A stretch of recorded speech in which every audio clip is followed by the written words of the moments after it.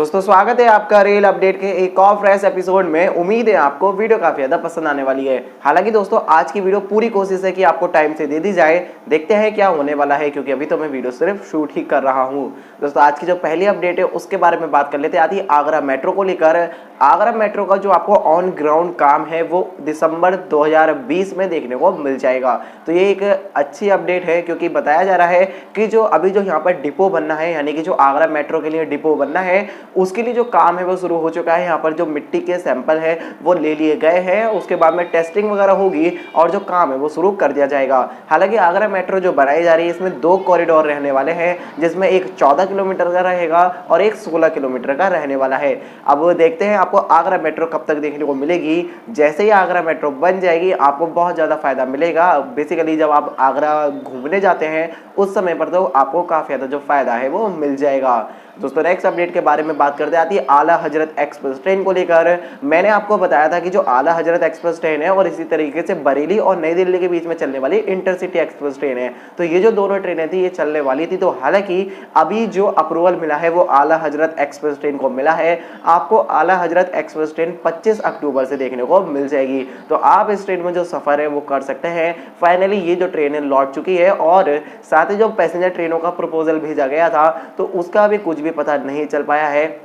जो डीआरएम है उन्होंने कहा है कि अभी जो हमें अप्रूवल मिला है वो सिर्फ और सिर्फ आला हजरत का मिला है। जब भी पैसेंजर ट्रेन का मिलेगा, पैसेंजर ट्रेनों का भी जो संचालन है वो कर दिया जाएगा। तो साफ सी बात है जो अभी पैसेंजर ट्रेन है उनका जो अप्रूवल है वो नहीं मिल पाया है। दोस्तों नेक्स्ट अपडेट के बारे में बात करते आती है नई दिल्ली और राजगीर के बीच में ऑपरेट हो रही क्लोन एक्सप्रेस ट्रेन को लेकर। ये जो क्लोन एक्सप्रेस ट्रेन है नई दिल्ली से जब चलती है तो नई दिल्ली से इसमें एक महिला यात्री भी बोर्ड करती है और बोर्ड करने के बाद में ट्रेन को उनके जो पैर होता है उसमें जो मोच है वो आ जाती है, ऐसा कुछ उन्होंने बताया है। तो फिलहाल वो बोर्ड करने के बाद में उनके साथ कोई होता नहीं है, वो अकेली होती हैं। तो उन्होंने 139 पर कॉल की, जिसके बाद उन्होंने अपनी जो परेशानी थी वो बताई और उनको जो उपचार है वो मुरादाबाद रेलवे स्टेशन पर दिया गया। क्योंकि जो भी मतलब थे उनसे जिनका कोऑर्डिनेट हुआ उन्होंने कहा अभी जो नेक्स्ट स्टॉप आ रहा है वहाँ पर आपको जो उपचार है या फिर जो आपका ट्रीटमेंट है वो कर दिया जाएगा। तो इस तरीके से जो सहायता है वो उनकी की गई है। तो ये काफ़ी अच्छी बात है। खासतौर पर जो महिला है जो अकेले ट्रेवल करती हैं उनको ये जो सारी सुविधा है वो मिल रही है और इसी तरीके से माई सहेली कैंपेन भी चल रहा है। तो रेलवेज यहाँ पर ये जो काम है वो बहुत अच्छी तरीके से कर रहा है। दोस्तों नेक्स्ट अपडेट के बारे में बात करते हैं आती है मुरादाबाद डिवीजन से लेकर। मुरादाबाद डिवीजन के जो गुड्स शेड है जिसको हम माल गोदाम बोलते हैं, तो ये जो माल गोदाम है मॉडिफाई होने वाले हैं। आखिर कौन कौन से माल गोदाम है जो मॉडिफाई होंगे लिख दिया मैंने डिस्क्रिप्शन में, आप वहां से जाकर पढ़ सकते हैं। बताया जाता है कि जो मुरादाबाद डिवीजन की जो बिजनेस डेवलपमेंट यूनिट है वो अभी कोऑर्डिनेट कर रही है और अभी ये प्लान चल रहा है कि जो भी व्यापारी हैं उनका जो सामान है वो वहीं से ही उठाया जाए, डायरेक्ट ट्रेन में पहुंचाया जाए और बाद में जहां पर भी उन्हें मंगवाना है वो काम भी वो खुद ही कर दिया जाए। मतलब जो सामान है वो व्यापारी को खुद माल गोदाम तक ना लाना पड़े, इसके लिए भी जो रेलवेज है वो काम कर दे। हालांकि इसके लिए जो पे है वो करना पड़ेगा, बट उनका जो समय है वो बचेगा और इससे वो और ज़्यादा प्रेफर करेंगे रेलवे को, क्योंकि उनको जो सुविधा है वो मिलेगी। तो इस तरीके की जो बात है वो चल रही है, जिसके चलते जो मॉडिफिकेशन वगैरह है वो होने हैं। तो ये जो अपडेट है वो निकल कर आती है। हालांकि ये होगा तो बहुत ज़्यादा अच्छी बात होगी रेलवेज के लिए, क्योंकि रेलवेज का जो प्रॉफिट है वो बनेगा। दोस्तों नेक्स्ट अपडेट के बारे में बात करते हैं आती है धनबाद से लेकर। धनबाद में जो धनबाद का यार्ड है वहाँ पर मालगाड़ी डिरेल हो गई है। बेसिकली जो मालगाड़ी जा रही थी उसका जो लोकोमोटिव था वो डिरेल हो गया। डिरेल होने की वजह से यहाँ पर भी जो ट्रैफिक था वो थोड़ा सा ब्लॉक रहा। हालांकि ज़्यादा जो बड़ी परेशानी है वो नहीं आई। तो ये जो अपडेट है वो निकल कर आती है, यहाँ पर भी जो डिरेलमेंट है वो हमें देखने को मिला है। दोस्तों नेक्स्ट अपडेट के बारे में बात करते आती है डीजल लोकोमोटिव को लेकर। रेलवेज ने कहा है कि आने वाले 3 सालों में 2600 यानी कि 2600 लोकोमोटिव ऐसे होंगे जो रेलवेज को टाटा बाय बाय कर देंगे, यानी कि 2600 लोकोमोटिव अपनी जो जर्नी है वो खत्म कर देंगे। रेलवेज ने पूरी प्लानिंग कर रही है, क्योंकि हम जानते हैं रेलवेज फुल्ली इलेक्ट्रिफिकेशन की तरफ बढ़ रहा है। अब आपके मन में एक ही सवाल होगा जो कि मेरे मन में भी है कि जो इतने सारे WDG 4G और 6G बनाए जा रहे हैं वो क्यों बनाए जा रहे हैं। हालांकि इस समय काफ़ी ज़्यादा बन चुके हैं और आपको वो WDG 4G तो बहुत ज़्यादा देखने को मिल जाएगा।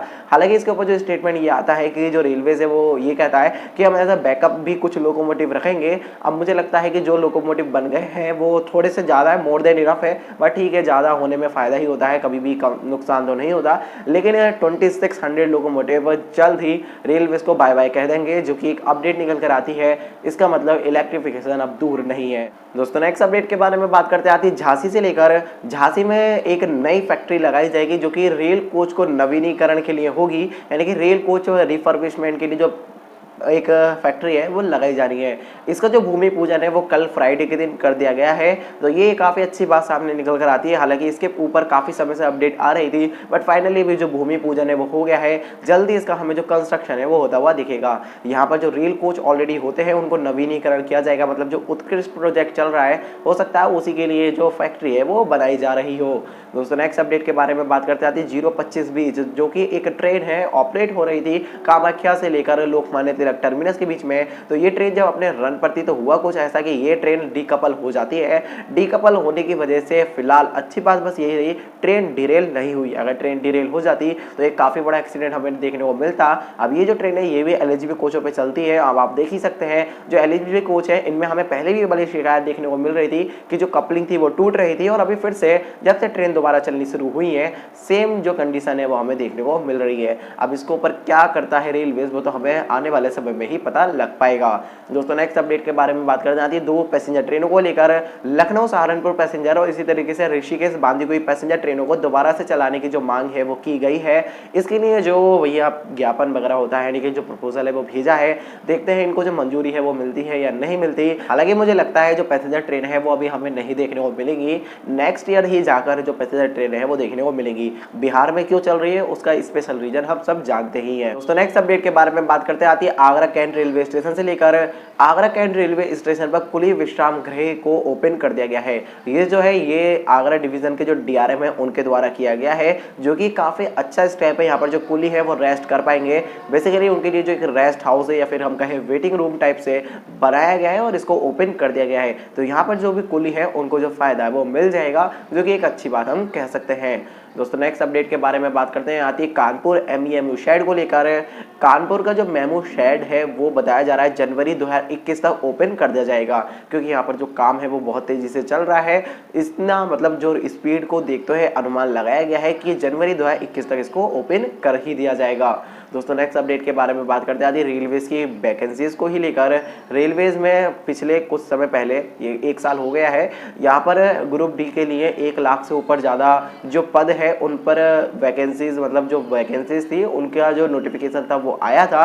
तो अभी रेलवेज ने कहा है कि इसमें से 20,734, क्योंकि 1.03 लाख वैकेंसी थी, इसमें से लगभग 20,734 जो वैकेंसीज हैं वो अप्रेंटिस के लिए रिजर्व्ड है। यानी कि जो वैकेंसीज बचती हैं वो इनको माइनस कर लीजिए तो लगभग 80,000 के आसपास जो वैकेंसीज निकल कर आती है इन रियल, क्योंकि बाकी की जो वैकेंसीज हैं वो हैं ऑलरेडी रिजर्व्ड और जो कि यूज की जाएंगी अप्रेंटिस स्टूडेंट के लिए। रेलवेज अप्रेंटिस कराता हम सब जानते ही हैं। तो फिलहाल जब पहली बार नोटिफिकेशन आया था तो उसमें मिक्स करके दिखाई गई थी, ऐसा रेलवेज का कहना है। तो ये एक जो अपडेट है वो निकल कर आती है, कहीं ना कहीं जो वैकेंसीज है वो रिड्यूस कर दी गई है।